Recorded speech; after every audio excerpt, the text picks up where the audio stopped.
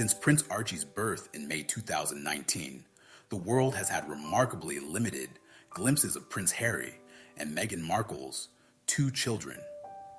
Unlike their royal cousins, Prince George, Princess Charlotte, and Prince Louis, who regularly appear at public events and official photographs, Archie and his younger sister, Princess Lilibet, remain largely shielded from public view. This isn't accidental. It represents a deliberate privacy strategy that Harry and Meghan have implemented since becoming parents, one rooted in Harry's own traumatic childhood experiences and the couple's well-documented battles with media intrusion. The question that royal watchers consistently ask is why the Sussex children remain so invisible when other royal children are photographed regularly.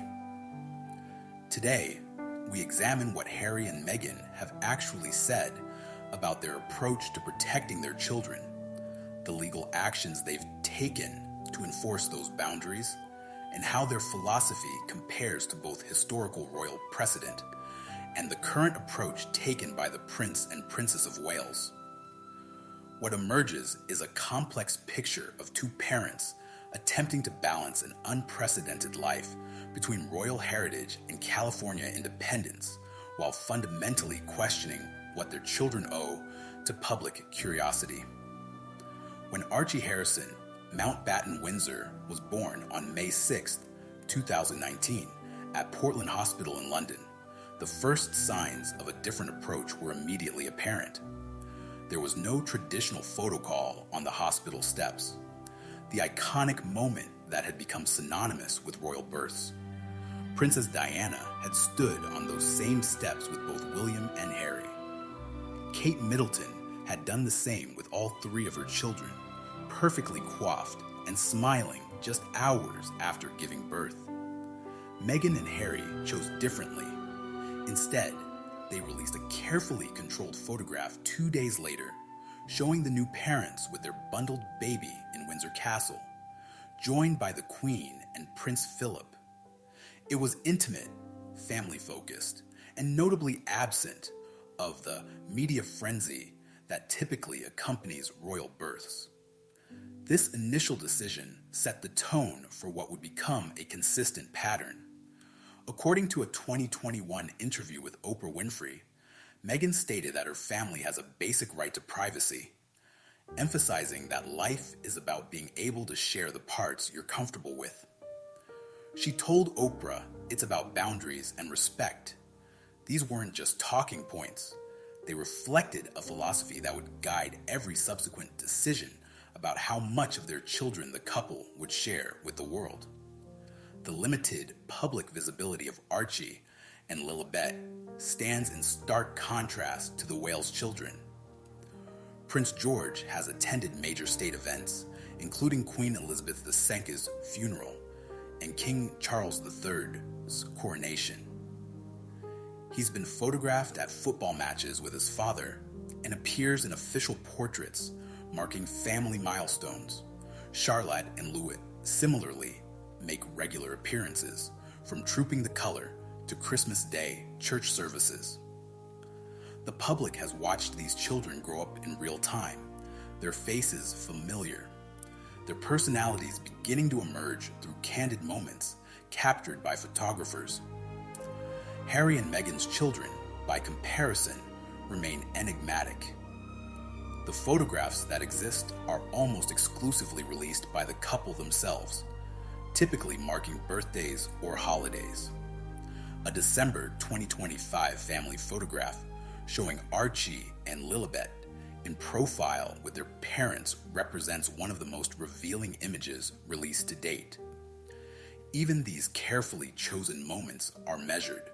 Faces are often partially obscured, settings are private, and the releases are strategic rather than regular. According to People magazine and other outlets tracking these rare glimpses, as of late 2025, there have been fewer than 15 publicly released photographs showing the Sussex children's faces clearly. This approach has not been without controversy or criticism. Some argue that as children in the line of succession to the British throne, albeit further down that line, Archie and Lilibet have a certain obligation to be seen by the public who would theoretically support that institution. Others suggest that Harry and Meghan's approach seems contradictory, given their own high-profile media ventures, including a Netflix documentary series, Oprah interview, and various public appearances. How can parents who sign multi-million-dollar deals with streaming services simultaneously claim their children deserve complete privacy? Harry addressed this apparent contradiction directly in the couple's 2022 Netflix documentary series. He stated that as a dad and as parents, consent is a really key piece to this. If you have children, it should be your consent as to what you share. The distinction he draws is between adults who can make informed choices about their own public exposure and children who cannot. In Harry's view, he and Meghan chose public life in certain forms, but Archie and Lilibet have not made that choice and should not be subjected to scrutiny until they're old enough to decide for themselves. This philosophy appears deeply influenced by Harry's own childhood experience. In the same Netflix series, he recalled how his mother, Princess Diana, would confront paparazzi to protect him and his brother William when they were children. He spoke about the constant presence of photographers, the intrusion into every aspect of his youth, and the ultimate tragedy of his mother's death while being pursued by paparazzi in Paris in 1997. For Harry, protecting his children from media attention isn't abstract principle, it's personal history informing present action. The couple hasn't relied solely on strategy and selective image release to protect their children. They've taken aggressive legal action when they felt boundaries were crossed. In July 2020, Harry and Meghan filed a lawsuit in California against unnamed paparazzi for invasion of privacy. According to reports from Reuters and NBC News, the lawsuit claimed photographers had used drones to take photographs of 14-month-old Archie in the backyard of their Los Angeles home. The complaint stated the Duke and Duchess of Sussex were filing the lawsuit to protect their young son's right to privacy in their home without intrusion by photographers using increasingly invasive technologies. This wasn't an isolated legal action. In December 2020, Meghan settled a separate claim against the photo agency Splash UK over photographs taken of her and Archie during a private outing in Canada, as reported by the BBC. The High Court heard that the Duchess considered the images an invasion of privacy. While the financial terms weren't disclosed, the settlement represented a clear victory in establishing legal boundaries around photographing the Sussex children without permission. California's specific privacy laws played a significant role in the couple's decision to establish their primary residence there. California has robust protections against paparazzi, particularly regarding children. The state's civil code includes provisions that create liability for airspace intrusions to capture images of people on private property, exactly the type of drone photography Harry and Meghan complained about in their 2020 lawsuit. British Columbia, where the couple initially stayed in late 2019 and early 2020, similarly has strong privacy laws. Legal experts at the time noted these jurisdictions offered significantly more protection than the United Kingdom, where privacy law is more limited and royal children have traditionally been considered matters of legitimate public interest. The legal approach reflects a broader pattern. Harry and Meghan have consistently been willing to use courts and formal legal mechanisms to enforce their boundaries, whereas traditional royal protocol has typically avoided legal confrontation in favor of behind-the-scenes media management. The royal family has long operated under an informal agreement with the British press, sometimes called the Royal wrote a system where access is granted to a pool of designated photographers and correspondents in exchange for respecting certain boundaries around royal children's private time. This system has generally worked to ensure that William and Kate's children are photographed during official events but left alone during private family time. Harry and Meghan, particularly after leaving royal duties in early 2020, have operated outside this traditional system.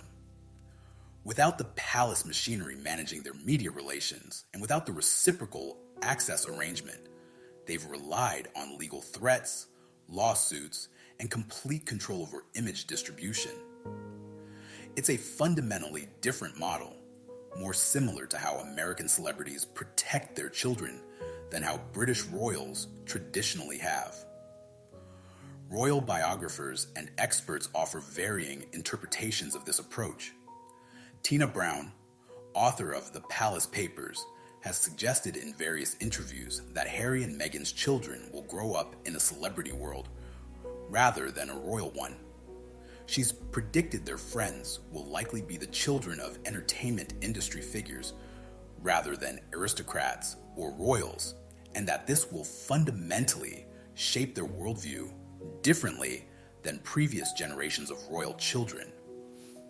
Whether this is critique or neutral observation, it reflects a recognition that the Sussex children are being raised in a genuinely unprecedented circumstance, neither fully royal nor fully private citizens. Other commentators have been more critical. Some royal correspondents have suggested that the selective release of images, particularly when timed around the couple's media projects, undermines claims about privacy being the primary concern. When a photograph of the children appears in conjunction with a Netflix announcement or around the launch of one of Meghan's business ventures, it raises questions about whether privacy protection or image management is the driving factor. Harry and Meghan would likely argue these criticisms miss the fundamental point. In a 2024 discussion about online safety, the couple emphasized that their children, then ages 3 and 5, are amazing, but all you want to do as parents is protect them. Meghan has consistently framed their approach as about protecting Archie and Lilibet from the specific harms that come with premature public exposure, particularly in the digital age where images spread instantly and permanently online, often accompanied by commentary that can be cruel, racist, or invasive. The racial dimension adds another layer to understanding the Sussex approach. During the March 2021 Oprah interview, the couple discussed concerns that had been raised within the royal family about how dark Archie's skin might be. Whether or not those concerns rose to the level of racism remains debated, but they clearly affected how Harry and Meghan think about their children's relationship with public scrutiny. Meghan, as a biracial woman who has spoken extensively about experiencing racism in British tabloid coverage, has particular reason to be concerned about how her children, who are also biracial, will be discussed and depicted in media. This concern isn't theoretical. Commentary about the Sussex children, even in the limited photographs that exist, has sometimes veered into discussions about their appearance in ways that reflect broader racial dynamics. Protecting Archie and Lilibet from being subjected to racialized commentary while they're too young to understand or consent seems, from the couple's perspective, a fundamental parental responsibility. Recent developments suggest a potential evolution in the couple's approach. In December 2025, Harry and Meghan announced changes to their charitable foundation, Archewell, with some royal observers interpreting this as a potential signal that Archie and Lilibet might take on more public roles as they grow older. Friends quoted in various outlets suggested the couple has always intended for their children to have more visibility when they're older and can better understand what that means. A source speaking to Hello Magazine indicated that Harry and Meghan have hinted their children could have a more public role going forward after being raised in relative privacy during their early years. If accurate, this would align with a phased approach, protecting very young children absolutely, while gradually introducing them to public life as they mature. It would represent a middle ground between complete privacy and the full public exposure of working royal children. Whether this actually materializes remains to be seen. The couple has made no official statements confirming such a plan, and anonymous sources speaking to media outlets should always be treated with appropriate caution. Comparing the Sussex approach to historical royal precedent reveals both continuity and departure. Princess Diana famously tried to give William and Harry as normal a childhood as possible, taking them to theme parks, fast food restaurants, and homeless shelters, wanting them to experience life beyond palace walls. However, she also cooperated with official royal photography and appeared regularly with her children at public events. Her innovation was in expanding what royal children experienced, not in hiding them from public view. The Queen Mother raised the future Queen Elizabeth II and Princess Margaret with considerable privacy by the standards of their time, but this was before the modern tabloid era. King George VI and Queen Elizabeth took their daughters on official tours and included them in state occasions from relatively young ages, understanding that as heirs to the throne, public visibility was part of their role. Prince William and Kate have attempted their own balancing act. They've been considerably more protective of their children's privacy than previous generations, pushing back against excessive press attention and carefully controlling when and how their children are photographed. However, they've maintained regular public appearances at major events. Their approach seems designed to normalize the children's eventual roles as working royals while protecting their day-to-day privacy. School runs, birthday parties, and private family time are off limits, but state occasions and major family events include the children appropriately. Harry and Meghan's approach goes further in the direction of privacy protection, arguably because their children face a different future. Archie and Lilibet are currently 6th and 7th in line to the throne, positions likely to move further down as William's children have their own families. They are not expected to become working royals. They're being raised primarily in California, thousands of miles from the institution they're connected to by birth. In this context, the couple's argument is that their children have even less reason to be public figures than other royal children, and therefore deserve even more protection. Yet the tension remains. These are prince and princess, holding those titles since King Charles's accession in September 2022. They are by definition public figures to some degree, whether Harry and Meghan wish them to be or not. The question of where reasonable privacy ends and inappropriate secrecy begins is genuinely difficult to answer, with legitimate perspectives on multiple sides. What's documented is that Harry and Meghan have been exceptionally consistent in their approach. From Archie's birth through Lilibet's early years, they've maintained firm boundaries, used legal action when necessary, and released images only on their own terms and timeline. They've stated repeatedly that this is about protecting their children from media intrusion, harassment, and the specific traumas that Harry experienced in his own childhood. Royal experts and biographers have noted this consistency, even while disagreeing about whether the approach is appropriate or sustainable. Looking forward, the real test of this privacy strategy will come as Archie and Lilibet grow older. Will they resent having been kept out of the spotlight, or will they appreciate the protection? Will they choose to embrace any aspect of their royal heritage, or will they live entirely as private American citizens? Will the lack of public familiarity with them make it easier or harder for them to eventually step into any public role if they choose to? These questions remain unanswered. What we know is that Harry and Meghan have made their choice, defended it legally and publicly, and shown no signs of changing course.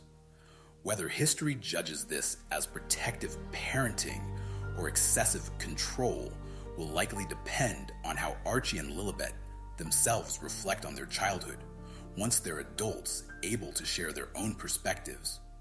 For now, they remain the most private royal children in modern history, visible only in carefully curated moments, protected by parents determined that their early years will be different from the goldfish bowl existence that defined Harry's own